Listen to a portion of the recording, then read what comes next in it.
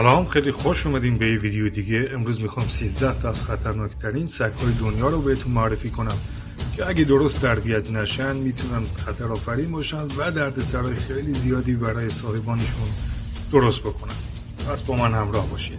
فقط قبلش ازتون میخوام برای زحماتی که واسه این ویدیو کشیده شده چنل رو سابسکرایب کنید و زنگوله کنارش رو فعال کنید. شماره 13 این لیست مالاموت یا آلاسکا مالاموت یکی از قوی‌ترین و بزرگترین نژادهای سگ در دنیاست و اصالت اون برمیگرده به منطقه آلاسکا در آمریکا.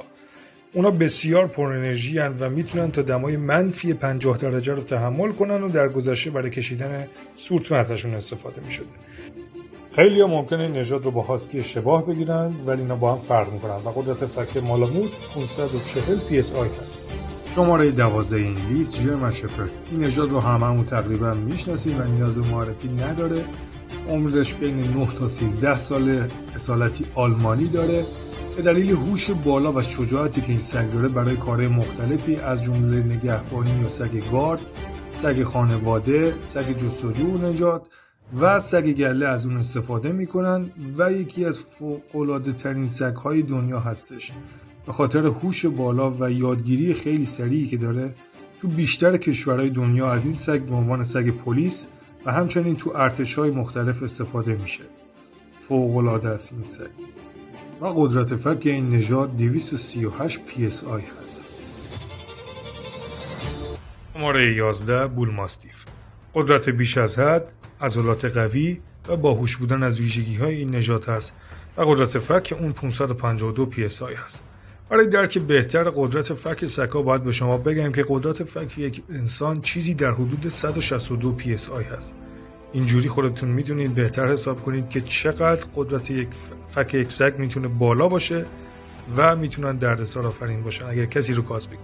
آلاوای نژاد این سگ روسی هستش و یکی از نترس‌ترین نژادهای سگ در دنیا هست و در مواجهه با حیوانات وحشی مثل گرگ هیچ هراسی نداره و قدرت فک اون 500 PSI هست.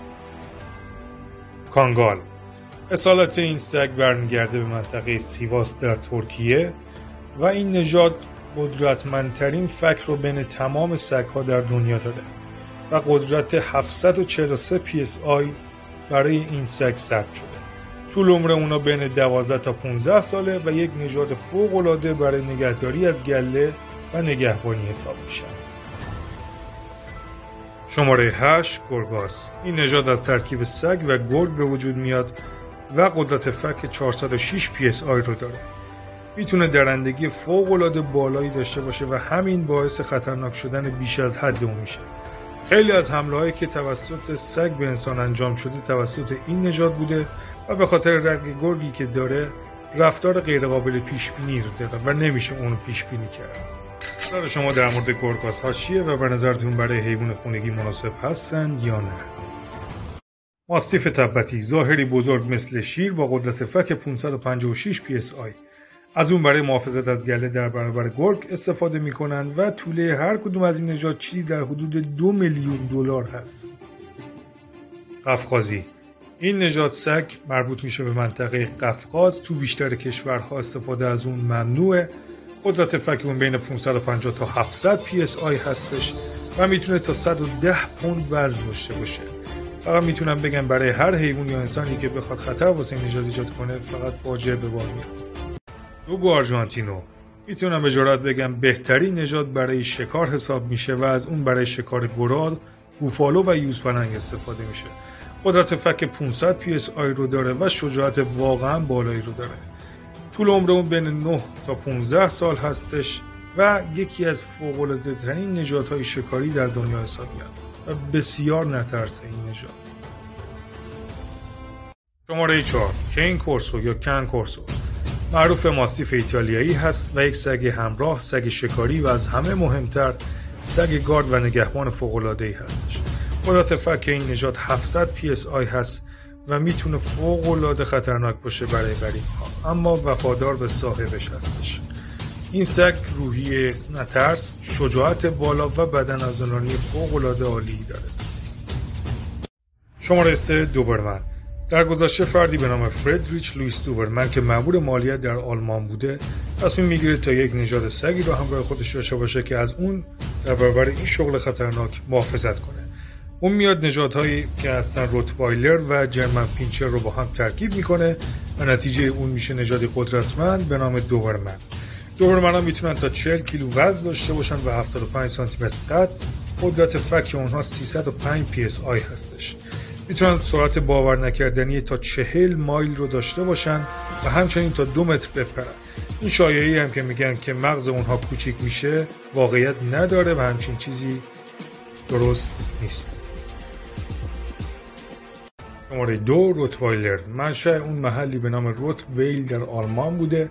وزنی تا حدود 60 کیلوگرم داره و قدرت فک 328 PSI و فوق‌العاده میتونه خطرناک باشه چون قدرت بسیار بالایی داره و همچنین در نگهداری و گارد سگ بسیار عالی هست.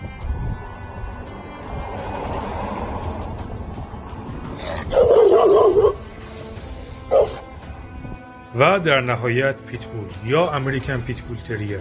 در اصل این سگ از ترکیب نژادهای انگلیش بولداگ و انگلیش تریر تشکیل شده. قدرت فک اون 235 PSI هست.